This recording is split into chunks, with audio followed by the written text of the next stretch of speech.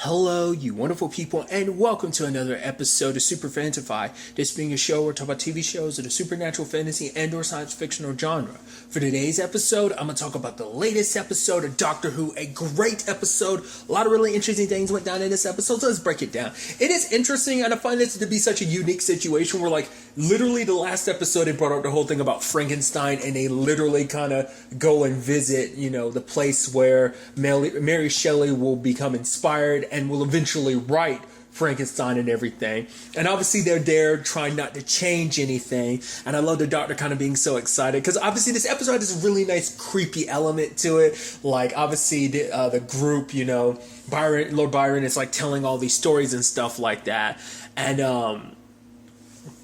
And it's just creepy atmosphere, and it's like, the Doctor and the gang show up, and it's just all neatly interesting how the whole situation ends up playing out. But obviously slowly but surely there's like some spooky stuff going on. It's like, okay, there's that hand that quote unquote comes to life that eventually starts choking Ryan. The different pairings was really interesting because obviously Ryan is spending time with Mary, and because, Mary is like, oh yeah, I do this whole writing thing, but I'm probably not going to be good at it. But, Ryan's like, no, like my nan always said, like, even if you can't do something, just keep at it. Obviously, they know what Mary's future is. And even the Doctor trying to inspire Mary is like, oh, like anybody, want to write like the greatest, like horror, like something ghastly and blood. I want to write one of the greatest stories of all time. Because the fact is, when the Doctor found him, it's like, oh yeah, like so much inspiration. Oh, it's going to be so beautiful. And they walk in the room and they're kind of playing, and she's like, this isn't what I was expecting. I also love there being a bit in this episode, throughout the entire episode, where Lord Byron is constantly hitting on the Doctor, calling her Miss Doctor. She's like, no, the Doctor's just fine. I love that whole thing, especially like at one point he's like, can I say that you are so lovely in a crisis? And she's like, no, you may not. And then he says something, she's like, wait, go back to that. He's like, the lovely part? And she's like, no, about the bit before that. Because obviously you could tell that was an issue because, Claire has a thing for Lord Byron, but the fact of the matter is, because even Yaz was like, he definitely has a wandering eye, so is he really worth kind of all your intention towards? It's like, it's so sad being in love with someone who you can definitely tell doesn't see you and doesn't feel the same way. Hell, and she ends up bringing it up later on, he literally hid behind her when there was danger. He's like, be gone, foul beast or whatever, and hid behind her for protection. So, but obviously it's such an interesting episode. Even at the beginning, when the Doctor flashed the psychic paper and it didn't pop up, and it's like, wait, she's like, what? It's not saying anything? She's like, maybe it needs to blur. I was like, that's interesting. That doesn't happen. I'm like, what the hell is that about? Now, in the grand scheme of things, we kind of know what it is about because obviously they start going through the house. You have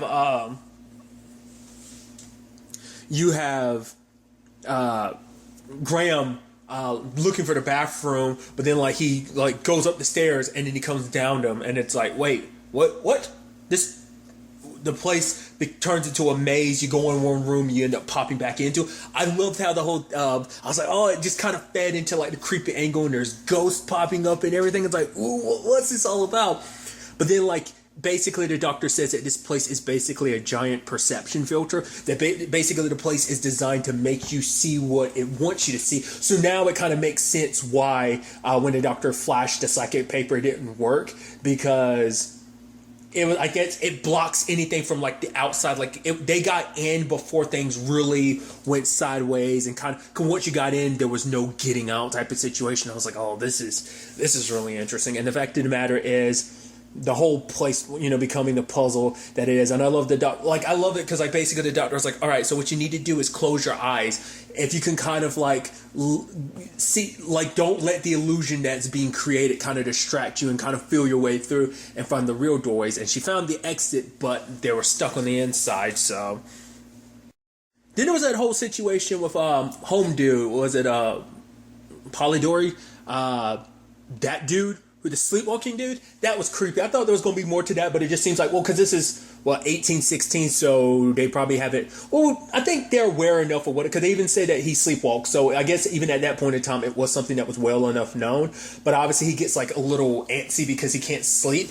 And then Ryan is like, there's back and forth between them. He's like, you know what? I challenge you to a duel. And he's like, Fletcher is going to be my backup. And it's like, is Mr. O'Brien going to be your second hand? And Graham is like, no, he's not, because there's not going to be a duel. And he's like, I will return with my pistol. And I love Ryan be like, he's going to get his gun. And the fact is, later on, the doctor's using the sonic screwdriver, and it's like, what is that device? It's something more powerful. It'll not, what was it? Kind of basically, it'll knock your head clean off or explode your head. Yeah, using against people who, you know, threaten to use a gun against people and stuff like that. It was so interesting. But basically, he's the one that basically helped them figure out the whole thing, because he was sleepwalking. The perception filter didn't stay on, so he was able to kind of just subconsciously like find his way through the place. So he kind of gave them the hint they needed. And then we get the big reveal. I was like, at first it's like, okay, you see like something in the distance, because, you know, Mary notices it. It's like, oh, like someone had a vision of something like this, but it's like, no, this isn't a vision. It's something else. It's like, what is it? It's like someone kind of getting flinging kind of back and forth in time. I'm like, what the hell is it? Because when it first see it and you see something like white and ghostly like that, I'm like, oh, it's those things from like the first 2 episodes of the season. But it's like, no. And then it reveals itself. I lost my shit. I was like, the lone Cyberman. I was like, wait, what? I thought we were dealing with like some like crazy ghost stuff, maybe something alien. Like I never expected it to be the Cyberman. I was like, dude, this is nuts. And it's like, right, Jack's warning, don't let the Cyberman get the lone Cyberman. Don't let it get what it wants. And it's like, what does it want? Dude. And obviously the doctor is flipping out about what this thing is. And it's just, once again, this is the crew's first experience with a Cyberman. Obviously, it's not the doctor's first experience with the Cyberman, and sadly it won't be the last. But the fact of the matter is, the doctor is like, all right, I want you guys to stay here. They're like, no, we'll go with you. It's like, no, you don't know what these things are. She's like, I won't lose another person to this. And they look, you see Yaz kind of looking at Graham and Ryan. They're kind of looking amongst each other. That question doesn't come back up. We as the audience know, once again, it's something I brought up before, the last time the doctor had a run-in with the Cyberman was the whole Bill situation with Bill, Missy, and the Master. And Bill was the last person the doctor lost to the Cybermen. So it's like, that situation, it's going to make you very, like, you're going to obviously protect the people that you care about. That's what the doctor does anyway, but even more so in these situations. So obviously the groups, you know, ended up splitting up. I even love Graham, Claire, and was Polydor. That dude, he was like, is it too late to go with the other crew? And he's about to turn around and run away, but Claire kind of grabs him and makes him stay. While at the same time, everyone else, you know, because, well, interestingly, what ended up happening was, like, the fact is that Graham and them ended up finding someone down there. It turned out to be Shelley, so we'll kind of get to that, you know, soon enough. And then you have the doctor confronting the Cyberman. Because I thought it was kind of interesting, too, because like Cyberman, and even the doctor took note of it, it's like, it's not complete. It's rusty. But not only rusty, it's not even fully armor. It's like, there you can still see the human underneath, which never happens. You never get to see that side of a Cyberman until it's like partway through, it just, things got incomplete, or maybe the process wasn't fully finished by the time the rest of the armor got blown. Or granted, this thing isn't got in full-fledged power, you know, so it tries to point its weapon at the doctor, and the doctor's like, oh, that's kind of embarrassing that ends up happening. But the doctor's asking all these questions because the Cyberman is looking for the Guardian, and the doctor's thinking like, hey, maybe I'm the Guardian. But obviously it uses the electric lightning. That takes the lightning as an element and kind of charges itself to kind of figure out this whole situation. And obviously at the same time, like, you know, they end up finding, you know, Mary's son, which is kind of sad because both the butler dude and the nanny were killed, which is like a bummer, because especially because, like, what's his name, Fletcher, he had this moment earlier in the episode, the hand came flying to him, he took like that silver pen and bam, knocked it down the shore. It's like, yeah, it's a good shot. It's like, hey, he had this moment. I also love that if you look at the background when the doctor's tasting it, his eyes are wide open, like, what the hell is she doing tasting it?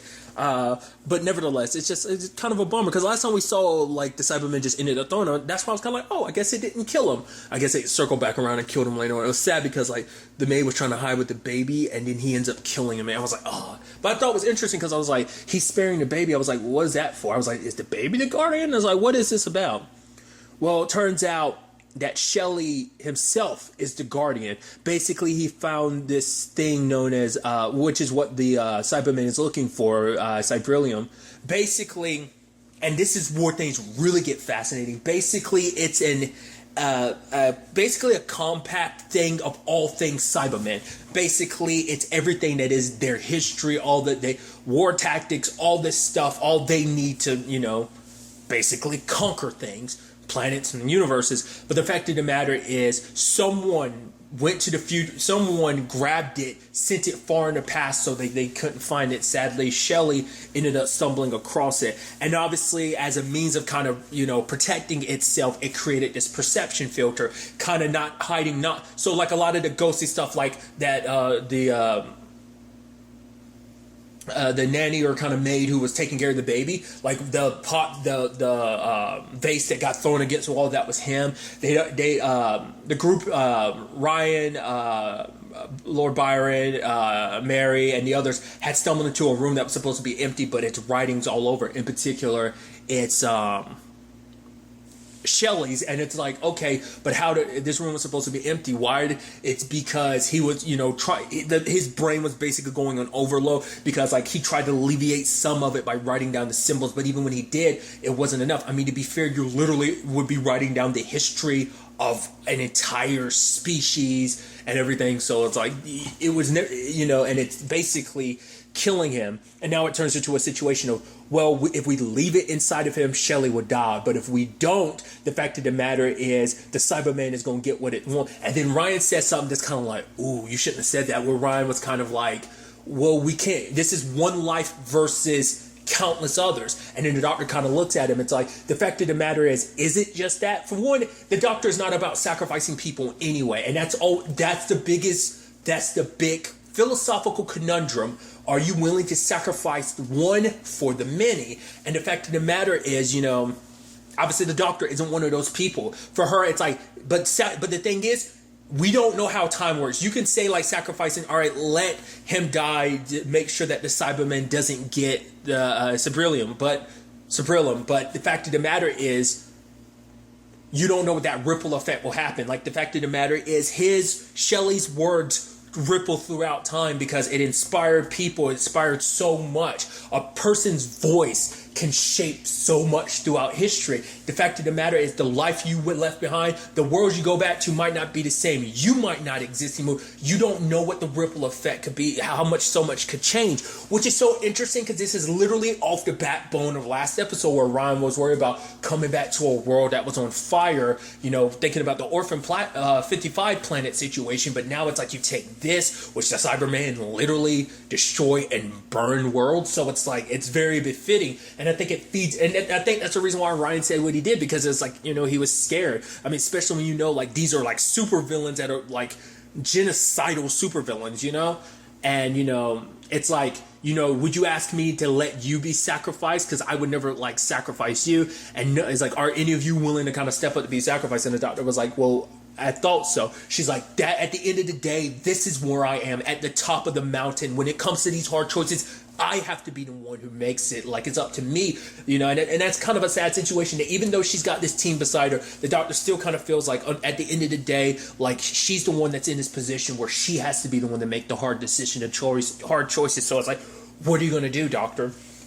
So it was interesting what she ultimately ended up doing. Basically, she tricked it into leaving Shelley's body by making it think like, hey, he's dead. Basically, she showed him his like shocked his system by making him see this is the moment you died, so tricking his body into thinking he died and tricking the thing into thinking he died, and so it leaves, and the doctor decides to become the new host to make sure that it doesn't, the Cyberman doesn't get what it wants. Dude, and this and it's kind of almost like this tug of war, because now the Cyberman is basically ripping open the skies and bringing a ship of like, I will break this planet. There will be nothing but pieces left. But it's like, it's bluffing, but it's like the Doctor's like, I can't take the chance, because obviously the world doesn't get destroyed in 1816. But it's like, he's like, yeah, but the fact of the matter is, time is fickle like that. It can change. If she doesn't stop things now, this could be the end. This could undo everything if things kind of go bad here. So it's like, the Cyberman is willing to do whatever it takes to get what it needs, so the Doctor, not willing to kind of take that chance, ends up handing it over. Obviously, once again, the Doctor choosing one life, but you can also make the argument the Doctor in that one moment ended up choosing, basically put the world in a situation where it will burn. So now the Cybermen have access to all of that. You know, it's like, what did you do? And the Doctor's like, yeah, I saved Shelley's life, but at what cost? And she's like, so the fact of the matter is, we're going to, like, the fact of the matter is, that was only, it's not a perfect plan. The first step was saving Shelley. He's like, well, what's the second part of it? Fixing the mistake I just made. And I'm like, dude, and that's the heavy burden that the Doctor has. Like, even though when you know time, like, the Doctor isn't omniscient. The Doctor isn't some god. So,